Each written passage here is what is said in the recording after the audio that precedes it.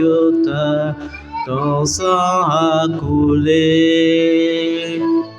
coulé pour nos péchés. Le sang de Jésus, ton sang a coulé sur la croix à Golgotha. Ton sang a coulé pour nos péchés. Le sang de Yeshua, ton sang a coulé sur la croix à Golgotha. Ton sang a coulé pour mes péchés. Le sang de Jésus, sang a coulé, oui, sur la croix à Golgotha. Ton sang a coulé pour nos péchés. Le sang de Jésus, oui, a coulé, oui, croix à Golgotha. Ton sang a coulé pour nos péchés. Le sang de Jésus a coulé, oui,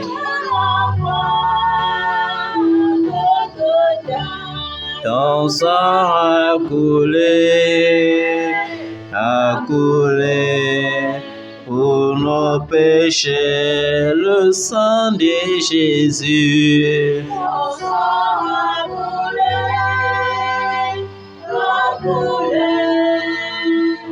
sur la croix Golgotha. Ton sang a coulé pour nos péchés. Le sang de Jésus, oui, a coulé, croix Golgotha. Ton sang a coulé pour nos péchés. Le sang de Jésus a coulé, oui, sur la croix à Golgotha. Ton sang a coulé pour nos péchés. Le sang de Jésus, oui, a coulé sur la croix à Golgotha. Ton sang a coulé pour nos péchés. Le sang de Jésus, oui, sur la croix à Golgotha. Ton sang a coulé pour nos péchés. Le sang de Jésus, le sang de Jésus sur la croix Golgotha. Ton sang a coulé pour nos péchés. Le sang de Jésus,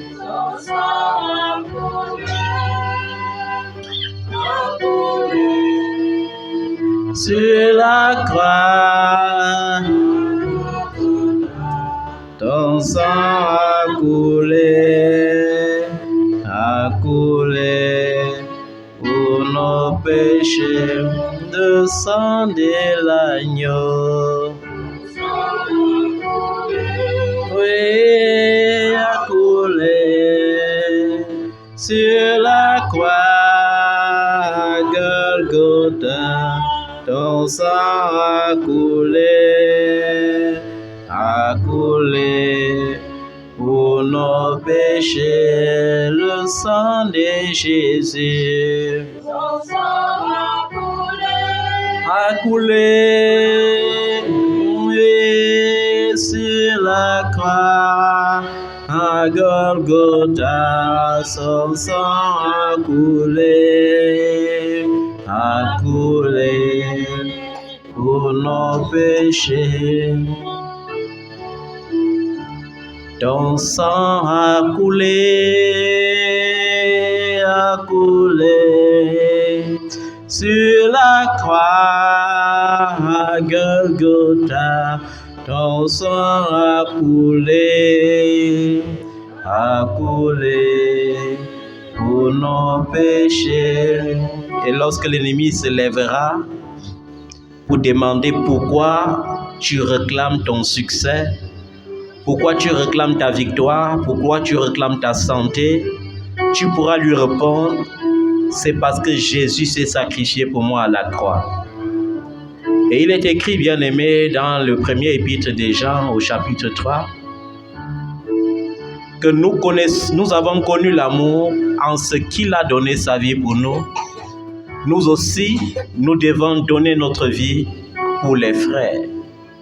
Et comme je le dis souvent, donner notre vie pour nos frères ne consiste pas à aller mourir à la croix comme Jésus, mais tout simplement, lorsque tu possèdes les biens de ce monde et que tu trouves ton frère dans le besoin, tu ne dois pas lui fermer tes entrailles. Parce que si tu trouves ton frère dans le besoin et que toi tu as les biens de ce monde, tu refuses de venir en aide à ton frère, alors sache que l'amour de Dieu ne demeure pas en toi. Petits enfants, n'aimons pas en parole et avec la langue, mais en action et en vérité. Par là, nous connaîtrons que nous sommes de la vérité et nous rassurerons nos cœurs devant lui. Si notre cœur ne nous condamne pas, alors nous sommes des hommes fermes. Nous sommes des hommes sans bride. Et si notre cœur nous condamne, nous devons savoir que Dieu est plus grand que notre cœur et il connaît toutes choses. Bien-aimés, si notre cœur ne nous condamne pas, nous avons de l'assurance devant Dieu. Quoi que ce soit que nous demandions, nous le recevons de lui parce que nous gardons ses commandements et que nous faisons ce qui lui est agréable. Bien-aimés, il y a ici le secret pour recevoir des dieux. Le secret pour recevoir des dieux, c'est de garder ses commandements. Il faut apprendre à garder les commandements de Dieu. Et le commandement que Dieu nous a donné, c'est que nous devons nous aimer les uns les autres. Ça, c'est le commandement que Dieu nous a donné. Mais de nos jours à l'église, il est presque difficile de nous aimer les uns les autres comme le Seigneur nous l'a recommandé. Il y a aussi quelque chose de très pertinent que tu devrais savoir ce soir. C'est que Dieu te dit que si notre cœur nous condamne, Dieu est plus grand que notre cœur. Amen. Si ton cœur te condamne, il est temps pour toi de savoir que Dieu est plus grand que ton cœur. Le fait que l'apôtre nous révèle ici que Dieu est plus grand que notre cœur, il veut nous éveiller quelque chose. Il veut que nous sachions que nous n'avons pas le droit de vivre dans la culpabilité. Tout le monde peut tomber, mais les disqualifiés sont ceux qui refusent de se relever. Lorsque tu es tombé, ce n'est pas grave. Tu peux te relever. Dieu te donne la possibilité de te relever. Amen. Tout le monde peut tomber. Mais ce qui est dur et ce que le diable recherche, c'est que tu tombes et que tu restes là où tu es tombé.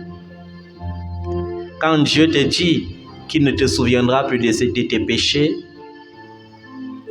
il te dit qu'il ne se souviendra plus de tes iniquités, c'est une manière pour lui de t'inviter à te pardonner toi-même et à ne pas marquer la pause, mais d'avancer. Ton passé a certes existé, mais Dieu ne veut pas que tu portes en toi le souvenir de ton passé. Par le passé, peut-être tu as essayé plusieurs fois, tu as échoué. Par le passé, peut-être tu as été toujours méprisé. Par le passé, peut-être les gens disaient toujours que tu es né pour échouer. Par le passé, tu subissais beaucoup. Mais Dieu t'invite à ne plus porter ton passé. Il dit dans le livre d'Hébreux chapitre 8, au verset 12, parce qu'il pardonnera tes iniquités et il ne se souviendra plus de tes péchés. Il pardonnera tes iniquités, il ne se souviendra plus de tes péchés. Cela devrait te donner l'assurance, bien-aimé. L'assurance et la force d'avancer. L'assurance et la force de comprendre que Dieu rend toutes choses nouvelles. L'assurance de comprendre que même si c'était une maladie qui te terrassait, la rencontre avec Jésus peut tout changer. Ça peut tout transformer. Vous savez, dans la Bible, j'aime penser à ce paralytique qui souffrait depuis 38 ans. Il n'avait jamais utilisé l'usage de ses membres pendant 38 ans. Mais lorsque Jésus l'a rencontré, il a dit, « Lève-toi, prends ton lit et rentre chez toi. » Ta situation peut être une paralysie. Ça peut être... La paralysie, ce n'est pas seulement l'usage de nos membres qui devient invalide. Ça peut être n'importe quel problème. Ça peut être même la pauvreté. Ça peut être les limitations financières. Depuis, tu entends les gens te dire, te voilà toujours endetté, te voilà toujours dans les locations, tu n'arrives pas à avoir une maison pour toi-même. Peut-être depuis les années, tu désires être véhiculé, mais tu es toujours en train d'emprunter le taxi et même de marcher à pied. Peut-être tu désires voir tes projets se réaliser, mais tu te rends compte qu'il y a toujours quelque chose qui freine tes projets. Mais la rencontre avec Jésus, comme la rencontre avec Jésus ce jour-là avec le paralytique, peut aussi se faire pour toi. Il suffit juste de croire. Et il te dit, lève-toi et avance. Il te dit, il est temps pour toi de cesser de pleurer parce que Dieu ne t'a pas destiné aux pleurs. Il a dit dans le livre de Jérémie, je connais les œuvres, les projets que j'ai faits pour toi. Ce ne sont pas des projets de malheur, mais ce sont des projets de bonheur, afin que tu aies un avenir glorieux. Dieu n'a jamais prévu pour toi un avenir sombre. Alors il est temps pour toi, bien-aimé, que tu cesses de désespérer et que tu commences à regarder de l'avant, que tu commences à croire à un avenir glorieux tel que tu avais prévu pour toi avant que toutes choses soient créées. Vous savez, comme il le dit dans Jérémie 33, il dit, même avant que tu n'existes déjà, il te connaissait déjà. Il t'avait déjà établi prophète des nations. Alors il est temps pour toi que tu te lèves et que tu commences à proclamer les bénédictions de l'Éternel ton Dieu sur ta vie. Que tu commences à croire que tu as un avenir glorieux, que tu n'es pas né pour échouer, Même si tu avais échoué les autres fois, ce n'est pas grave.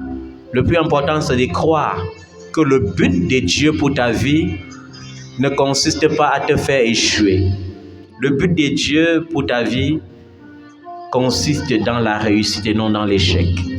Le but de Dieu dans ta vie consiste dans la joie et non dans la tristesse. Il est temps pour toi de te souvenir de qui tu es, de te lever et d'avancer.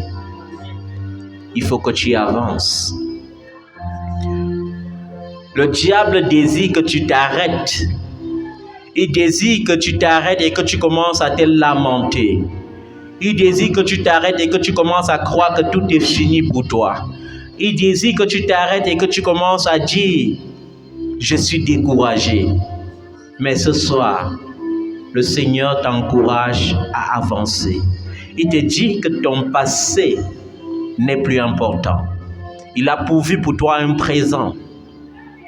Et dans ce présent, il te donne la force de planifier un futur glorieux, un futur excellent, un futur rempli de réussite et de joie. À toi de décider, bien-aimé. À toi de décider. Il est temps que tu sortes de la dépression. Il est temps que tu sortes du découragement. Il est temps que tu sortes de la culpabilité. Peu importe le degré de ton péché, le péché ne peut pas être un frein à perpétuité pour la réussite d'un homme sur la terre. On peut pécher, mais il te dit qu'il a pardonné tes iniquités et qu'il ne veut plus se souvenir de tes péchés. Et si tu veux que Dieu ne te souvienne plus de tes péchés, il est temps pour toi que tu te ressaisisses et que tu dises à ce péché, j'étais vaincu par le sang de Jésus. Et parce que j'étais vaincu, tu n'as plus le droit de régner dans ma vie. Tu n'as plus le droit de dominer ma vie. C'est Christ qui doit dominer ma vie.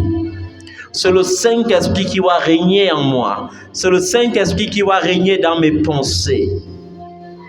Oui, bien-aimé, sens-toi pardonner par le sang de Jésus. Sens-toi pardonner et libère-toi de ce cœur qui te culpabilise. Parce que Dieu est plus grand que ton cœur.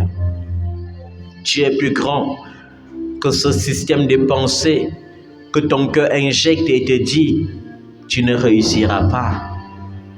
Si ton cœur te le dit souvent, rappelle à ton cœur que Dieu qui est plus grand que ton cœur t'a destiné à réussir. Il t'a destiné à vivre en bonne santé. Il t'a destiné à connaître les promotions, les élévations. Il t'a destiné à vivre la gloire, plus grand encore, même que les gloires passées. Alléluia. Alléluia. Il est temps que tu avances, bien-aimé. Ne t'arrête pas. Ne t'arrête pas. Peu importe ce que ton cœur te dicte. Si ce que ton cœur te dicte est contraire aux promesses de Dieu, rappelle à ton cœur que Dieu est plus grand que ton cœur et commence à énumérer les promesses de Dieu sur ta vie. Si c'est l'échec, commence à lui rappeler que Dieu t'a destiné à la réussite. Il a dit que ce livre de la loi ne s'écarte pas de ta bouche. Médite-le jour et nuit. Et c'est alors que tu auras du succès dans toutes tes entreprises. C'est alors que tu réussiras. Il n'a pas dit c'est alors que tu échoueras, mais il a dit c'est alors que tu réussiras. Souviens-toi qu'il a dit dans le livre de Deutéronome que tu seras la tête et non la queue.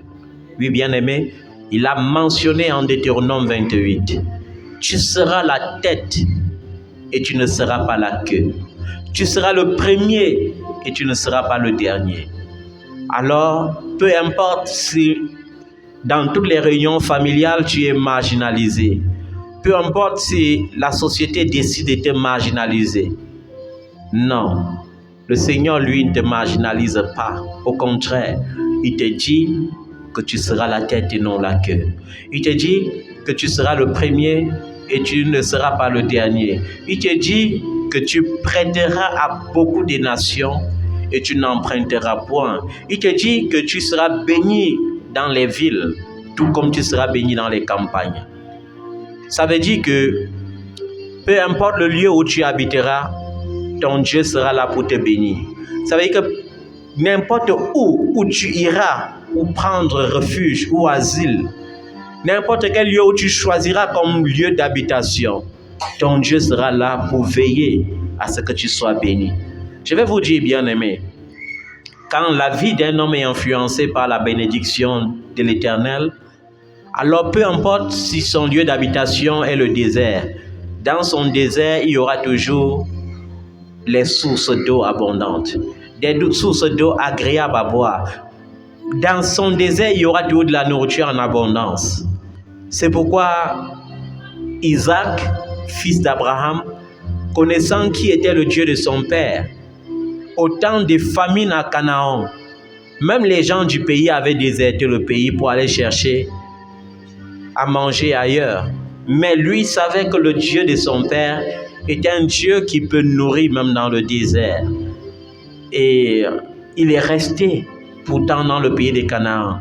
Et malgré la famine, la Bible dit qu'il avait prospéré 3 fois plus.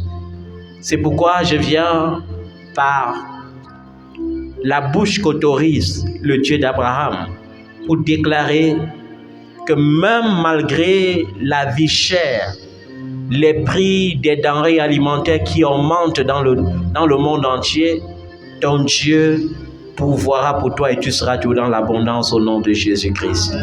Ces crises vont faire effondrer l'économie du monde, mais Dieu qui a dit dans le livre d'Agée au chapitre 2 que c'est à lui qu'appartient l'or et l'argent, il te donnera de l'argent en abondance au nom de Jésus-Christ.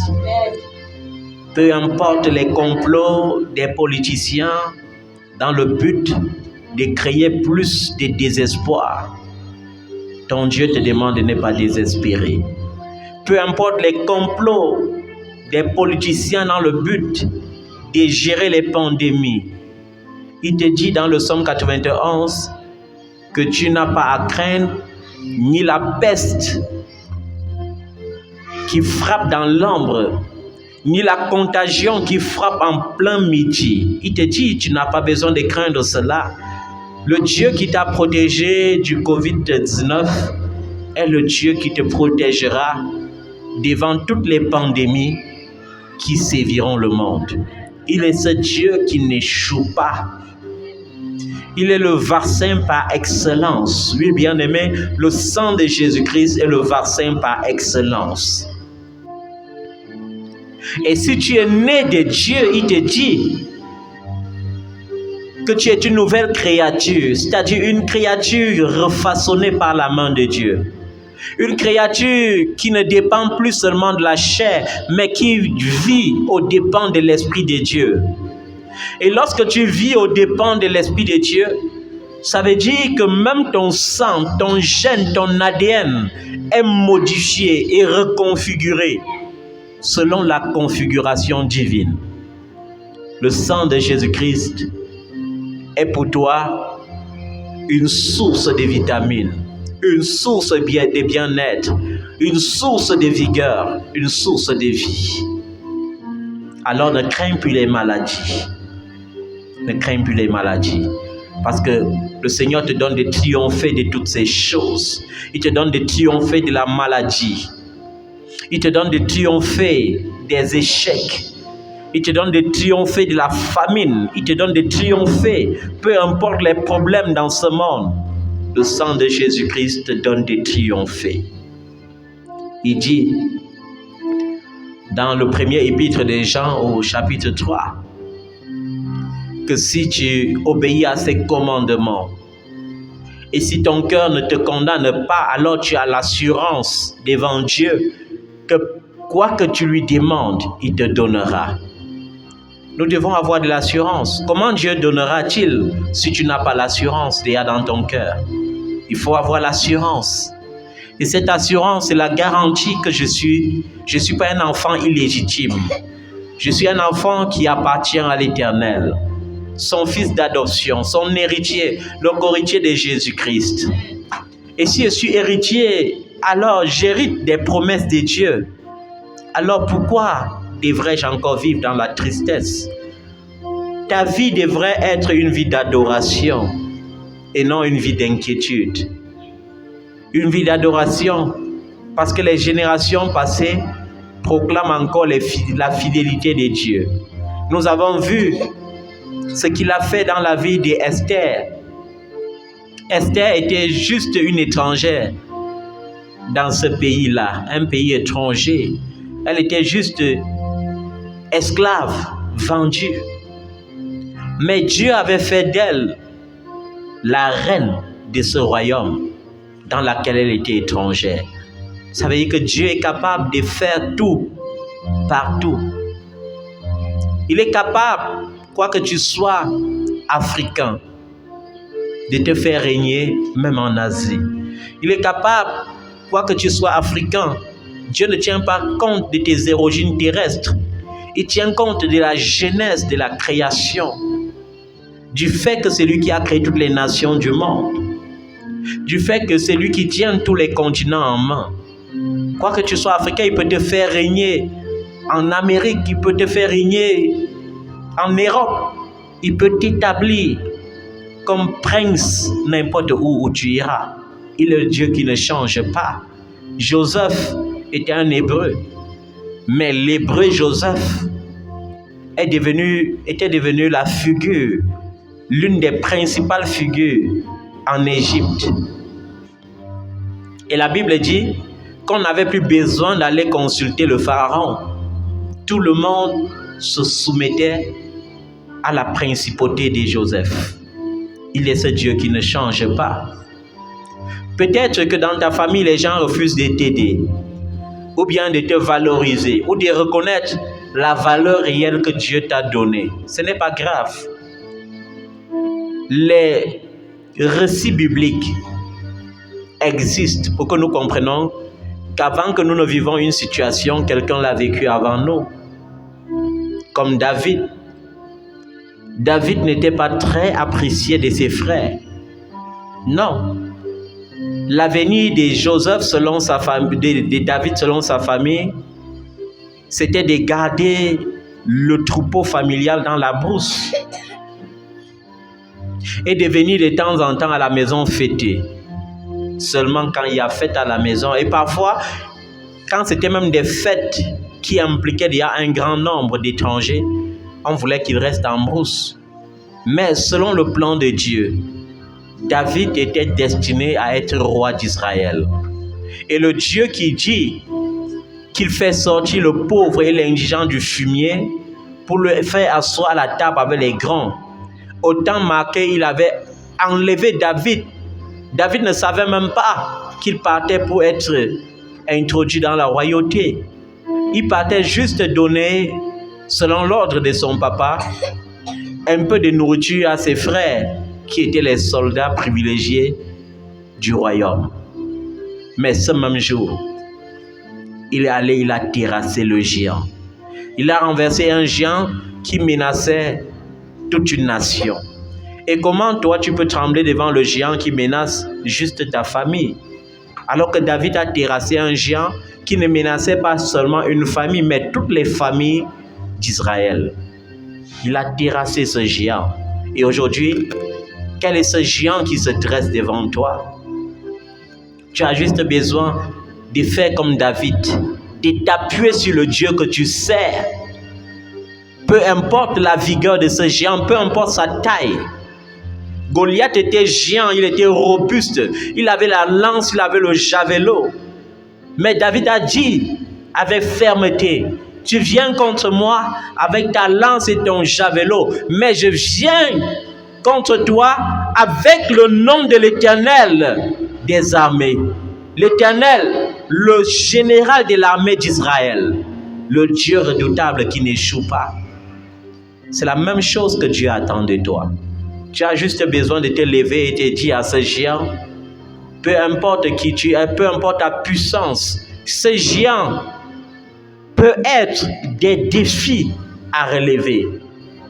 Ce géant peut être ce rideau qui est placé devant toi pour obscurcir ton avenir, pour te décourager et te dire que tu es destiné à échouer.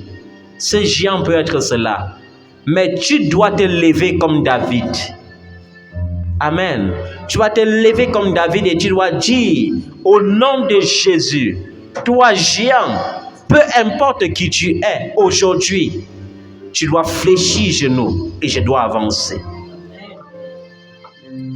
Tu dois ordonner à ce voile qui te fait voir l'avenir comme quelque chose de sombre, de tomber maintenant par le nom de Jésus.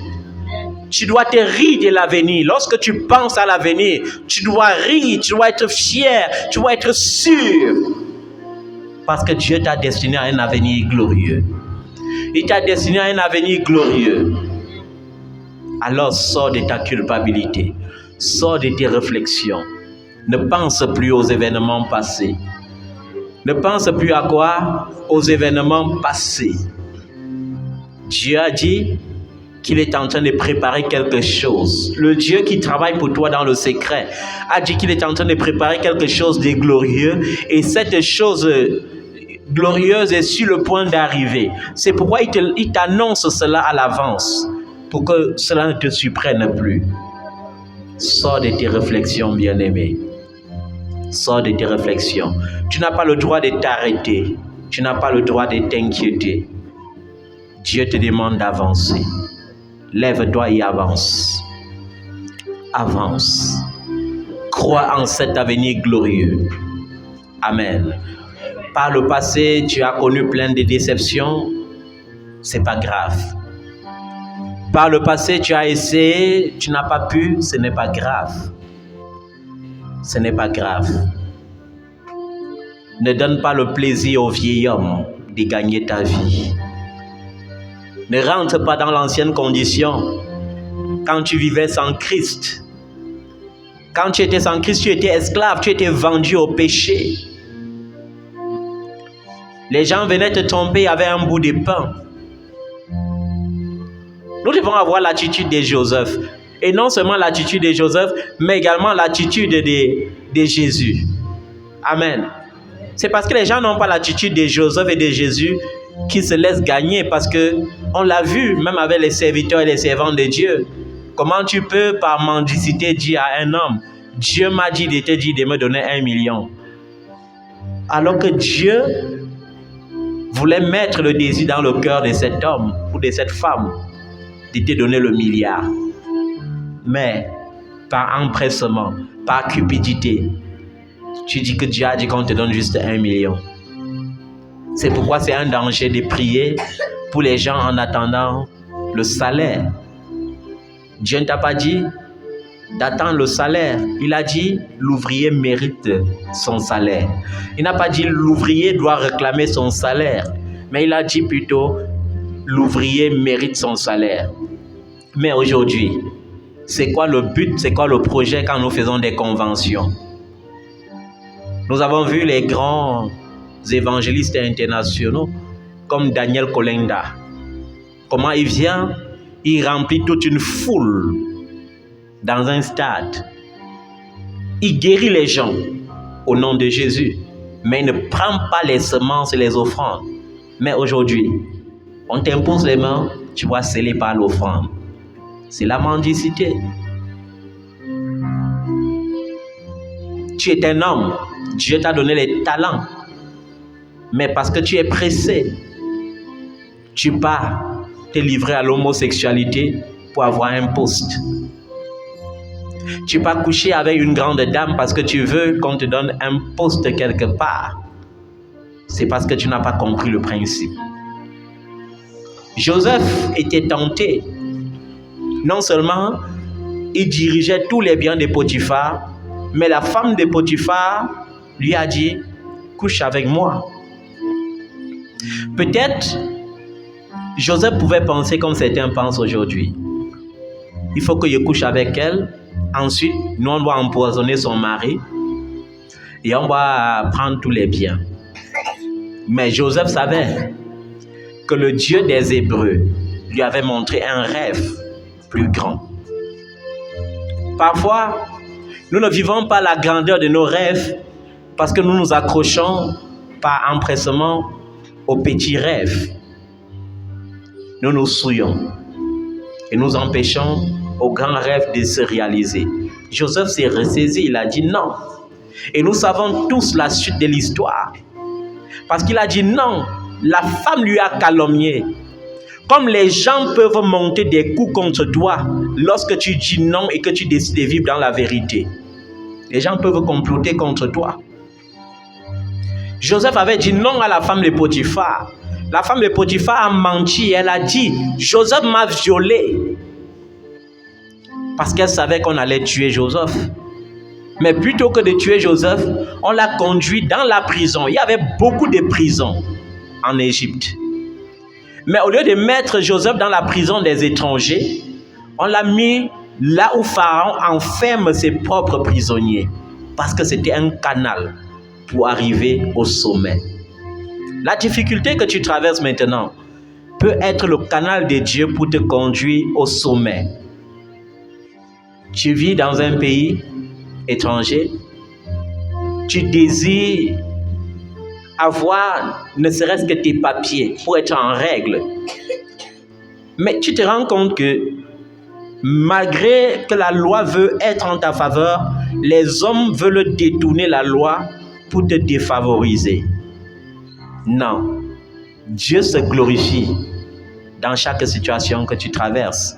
Il y a tout le plan de Dieu caché derrière chaque situation qui te semble périlleuse. Il y a un plan de gloire dans chaque situation que tu traverses. Amen. Nous devons cesser de faire les conventions dans le but de dire que nous allons mettre les grands thèmes. Parfois, je ris même des thèmes de nos conventions. On ne voit même plus le nom de Jésus. Il n'y a même plus les versets bibliques dans nos conventions. Opération richesse, c'est souvent le thème de nos conventions. On veut épater les gens. Opération, les hôtels sont tombés.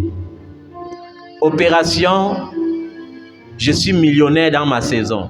Vous voyez les thèmes de nos conventions. Toujours des thèmes bidons, bizarres, pour attirer la foule.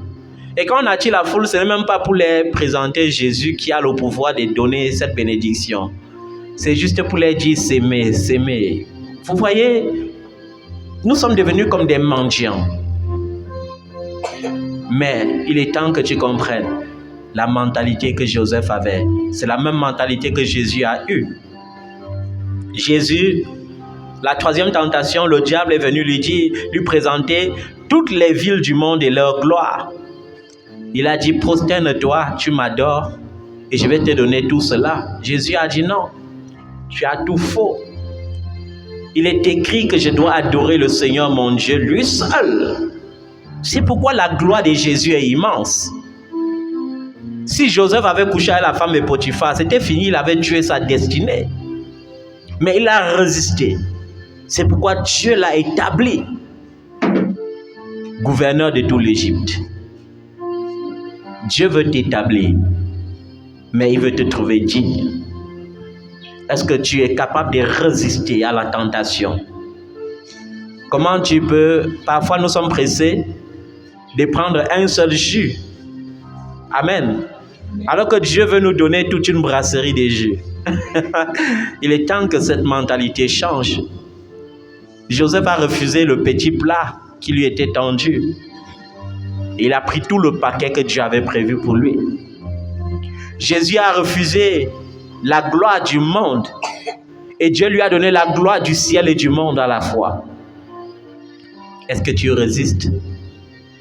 Il est temps que tu résistes, bien-aimé.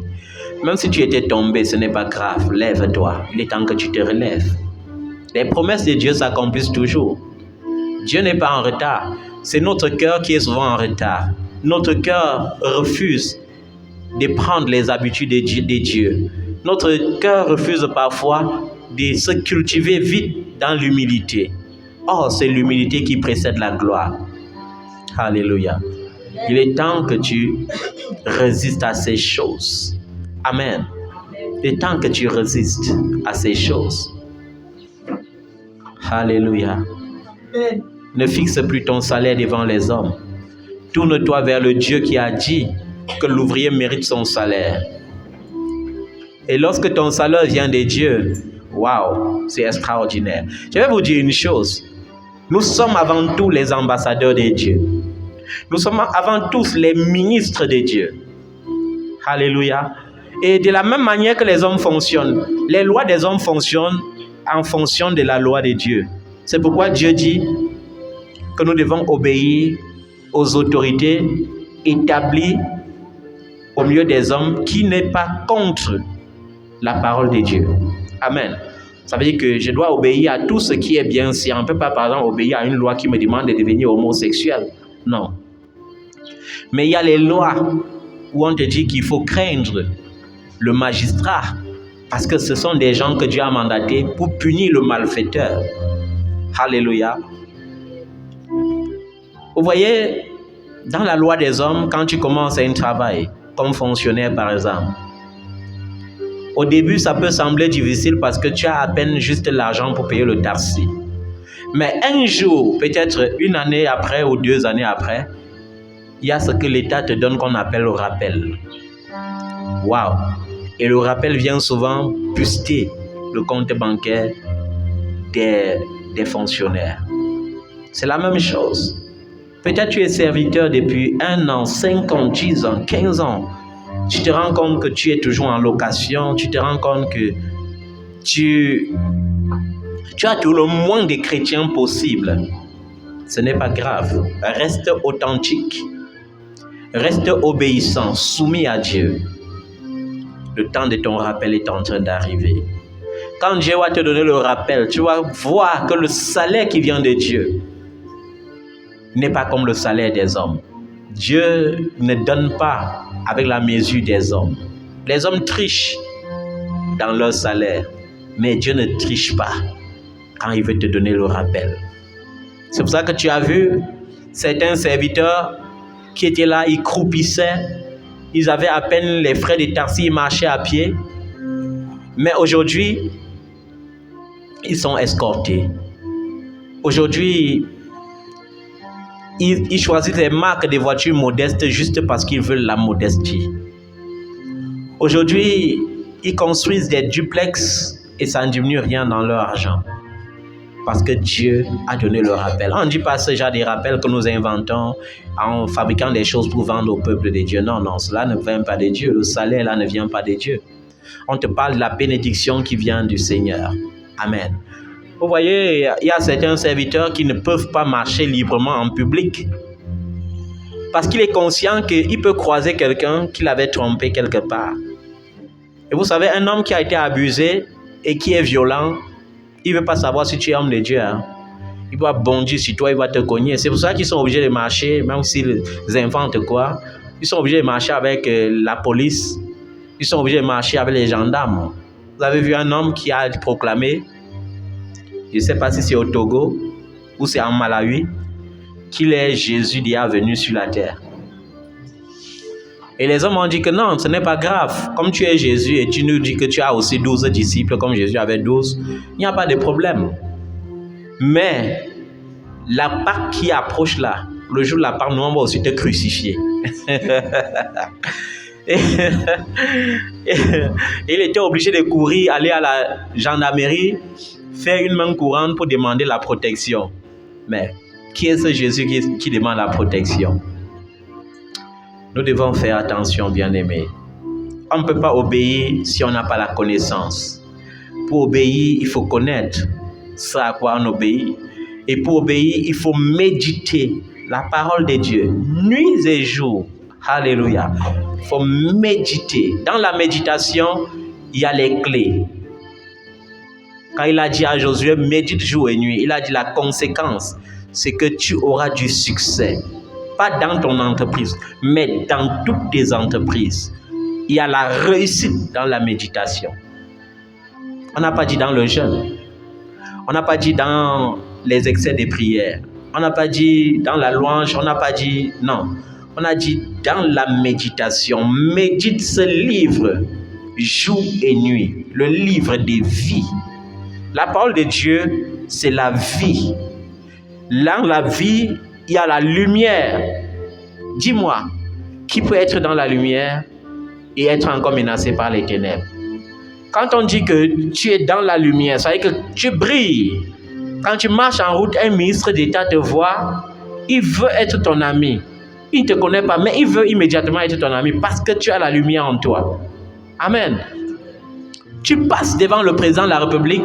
Non, il veut ta présence. Vous savez, la présence de David, c'était le médicament pour les crises de Saül. Saül avait les crises, hein? Des crises quand le mauvais esprit de Dieu l'agitait, c'était comme des crises. Il était troublé. Mais lorsque David venait devant lui et commençait à dire « L'Éternel est mon berger, l'Éternel est mon berger, je ne manquerai de rien, il est mon berger ». Rien que le fait de chanter ça, ça le calmait, ça le guérissait. Ta présence, la présence de Dieu dans ta vie, fera que ta présence soit bénéfique pour ta génération. Peut-être même les solutions qu'on est en train de chercher partout pour les crises du monde, Dieu peut faire de toi un porteur de solutions. Amen. Tu n'as pas besoin de diplôme. Il y a les sociologues, il y a les psychologues, il y a les philosophes. Le monde pense parfois qu'on peut trouver la solution seulement dans les diplômes ou dans les études. Mais qui a créé les études? C'est l'homme. Là où il y a l'homme, il y a les failles. Est-ce qu'on comprend? Là où il y a l'homme, il y a les imperfections. C'est pour ça que les hommes s'efforcent chaque jour de créer les moyens pour stabiliser la paix dans le monde. Mais ils se rendent compte que plus ils créent même les moyens, plus ils créent un désordre dans le monde sans même s'en rendre compte. Mais lorsque c'est Jésus qui présente une solution, la solution est stable. C'est pourquoi Pharaon, lorsqu'il a senti Dieu en Joseph, il a dit, mais quand tu me demandes de choisir quelqu'un, on peut encore choisir qui dans tout l'Égypte en dehors de toi qui a l'esprit de Dieu en toi? On peut encore choisir qui si ce n'est toi-même? C'est toi, la lumière. La lumière doit te qualifier, bien-aimé. Il faut que tu demeures dans la lumière. C'est la lumière qui va te qualifier. Amen. Il est encore temps pour toi que tu te lèves et que tu redonnes la valeur à ta vie. Tu n'es pas une chose. Amen. Même les gens qui te chosifiaient déjà, parce que tu t'étais rendu chose. Tu sais, lorsque tu diminues ta valeur dans ce monde, on est obligé de te chosifier. Alléluia. Mais Jésus veut te donner de la valeur. Jésus veut te donner quoi? De la valeur. Ce soir, le Seigneur veut que tu comprennes une chose. Il veut que tu comprennes une chose. Il veut que tu comprennes une chose, c'est que si tu allais bien dans ce monde et que tu trouves ton frère dans le besoin, il faut que tu lui accordes ton secours. Amen.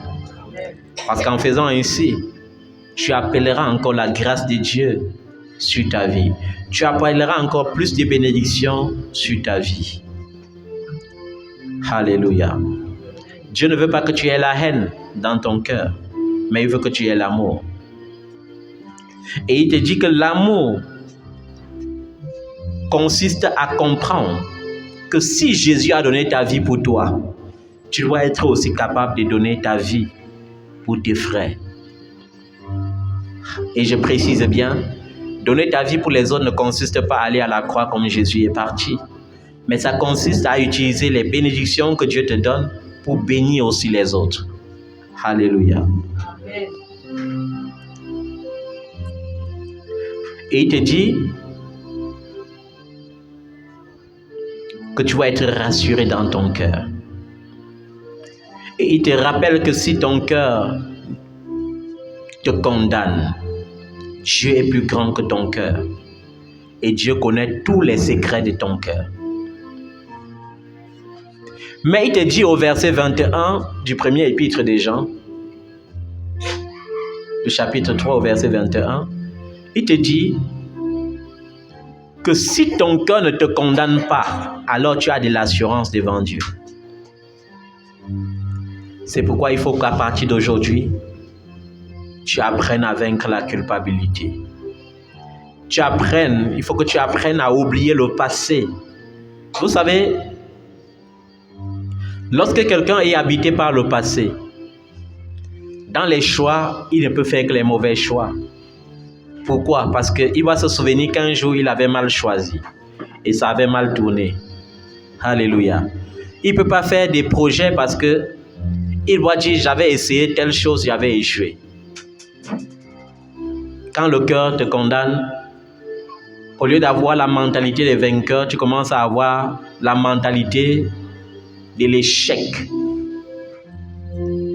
Et vous savez, un homme qui est pessimiste, même lorsque la solution approche, il a peur de la solution. Alors que celui qui est optimiste, même là où il y a l'impossibilité, il crée la possibilité. Avec Jésus, on peut créer les possibilités partout, à condition d'oublier les échecs du passé. Si tu portes en toi les déceptions du passé, la déception te suivra. Si tu portes en toi la peur du passé, la peur te suivra. Mais Jésus te dit, comme il avait dit à Josué, fortifie-toi et reprends du courage. Je serai avec toi comme j'ai été avec Moïse. Dieu sera avec toi comme il a été avec les apôtres. Dieu sera avec toi comme il a été avec les frères de Bérée, avec les chrétiens de Jérusalem qui vivaient au milieu de la persécution, mais avaient toujours la victoire au milieu de la persécution. Alléluia. Il sera avec toi, bien-aimé. Ton cœur ne doit pas te condamner. Il t'a dit dans le livre d'Hébreux chapitre 8 qu'il a pardonné tes péchés et il a pardonné tes iniquités et il ne veut plus se souvenir de tes péchés. Alors saisis cette parole ce soir et commence à avancer. Avance et ne recule pas. Amen. Amen. Quand tu penses à l'avenir, ris. Ne commence pas à t'inquiéter des jeudis alors que tu es encore mercredi. Peu importe comment tu as passé ta journée de mercredi, ne commence pas à croire que jeudi sera pareil. Jésus a dit, à chaque jour suffit sa peine. Alléluia. À chaque jour suffit sa peine. Donc même si ton mercredi a été couronné de succès, sache que jeudi sera encore couronné de plus de succès. En fait, tu devrais dormir chaque jour en voyant comment, quand le jour va se lever, tu auras encore toujours plus de gloire, plus de succès, plus de joie. Amen. Est-ce que tu crois en cela, bien-aimé? Si tu crois en cela, lève-toi, commence à célébrer le nom de Jésus. Commence à lui donner gloire. Commence à l'adorer. Commence à le bénir. Dis avec moi, je crois en mon avenir. Je crois en un avenir glorieux. Jésus m'a destiné à un avenir glorieux. Il m'a destiné à quelque chose de spécial, à quelque chose de merveilleux. Alors je ne veux plus craindre le lendemain, parce que mon Dieu a pourvu pour moi un lendemain glorieux. Jésus a déjà payé le prix. Et non seulement il a payé le prix, mais il est avec moi tous les jours. Alors je refuse de m'arrêter. Je refuse de désespérer. Je prends la résolution d'avancer. Je ne me laisserai pas abattre. Je n'abandonnerai pas mon projet. Je crois que je vais réussir. Et je proclame ma réussite. Et je décrète ma réussite par le puissant nom de Jésus-Christ. Mon cœur ne me condamnera plus. Dieu est plus grand que mon cœur. Peu importe les déceptions passées, peu importe les échecs passés, peu importe les tristesses passées, aujourd'hui, je vis en nouveauté de vie. Et chaque chose devient nouvelle. Là où j'avais échoué, je réussis désormais. Je réussis désormais. Là où je désespérais, je vois de l'espoir. Au nom de Jésus, je crois en cette victoire.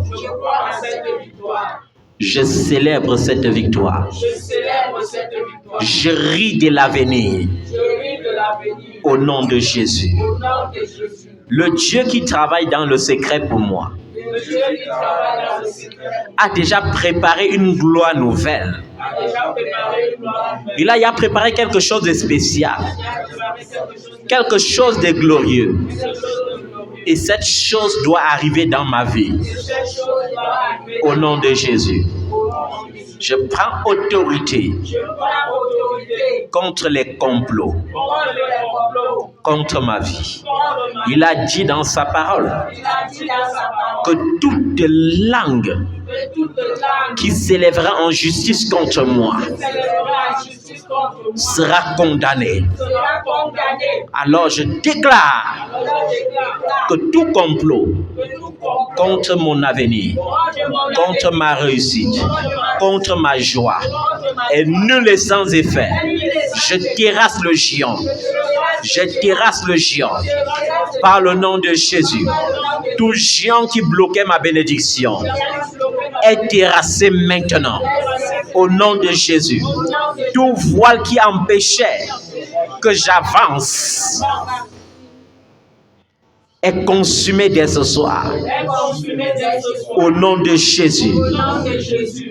Seigneur, je crois en mon succès. Je crois en cet avenir glorieux. Je crois, Seigneur, au nom de Jésus. Au nom de Jésus. Aucune pandémie ne me terrassera. Aucune contagion ne me frappera. Aucune flèche de l'ennemi ne m'atteindra. Au nom de Jésus, je verrai la rétribution des méchants. Je verrai la rétribution des méchants. Au nom de Jésus, je verrai la rétribution des méchants. Merci Seigneur. Merci Jésus. Sois glorifié. Sois exalté. Et que mes bénédictions soient sécurisées par le sang de Jésus. Par le sang de Jésus. Au nom de Jésus. Amen. Est-ce que tu peux acclamer le nom de Jésus? Alléluia.